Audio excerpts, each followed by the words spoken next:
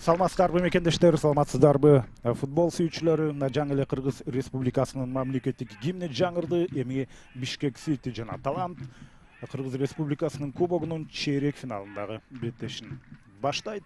Жашыл кийимчендер булар Бишкек Сити жергиликтүү команда, эми 5 күнгөйдөн Талант командасы бүгүн алардын атаандашы. Дал ушул чейрек финалга чейин экөө тең жетип келишти. Албетте булар үчүн Абдуллаев ошол 1-2 беттеши булардын алгачкы тарыхындагы таймашында ага чогуу демек голос ышкырык жаңырып беттешти баштап алдык. Эсиңиздерге салып өтөлү, регламент боюнча чейрек финалда командалар бир гана беттеш өткөрөт. Демек азыркы оюндун жеңүүчүсү алар жарым финалга чыгат дегенди билдирет.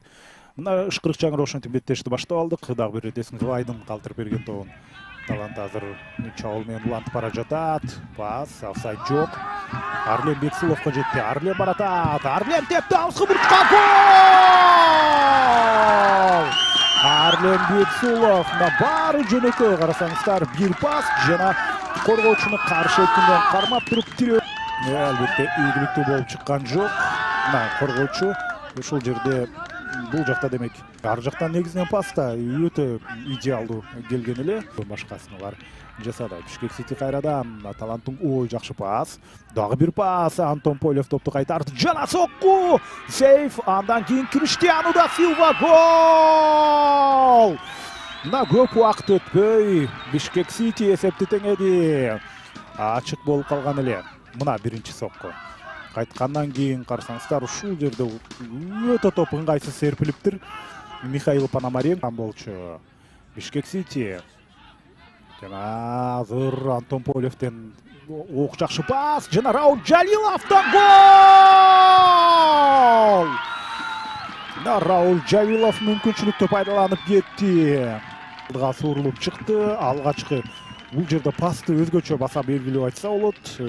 Жозе Селсо. Мына карасаңыздар, алгач топту жөндөп туруп, андан кийин соккузатып кетти. Албетте, Рауль Жалилов өтө сонун ойногон. Азыр болсо Асылбектин Чуек уулу пас берди. Жана Турбай ордунан. Жана сокку гол!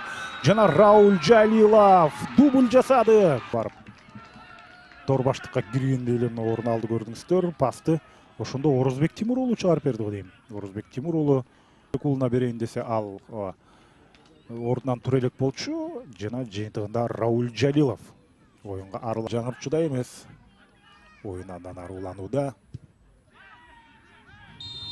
Мына азыр ышкырык жаңырды. Финалдык ышкырык, урматтуу көрөрмандар.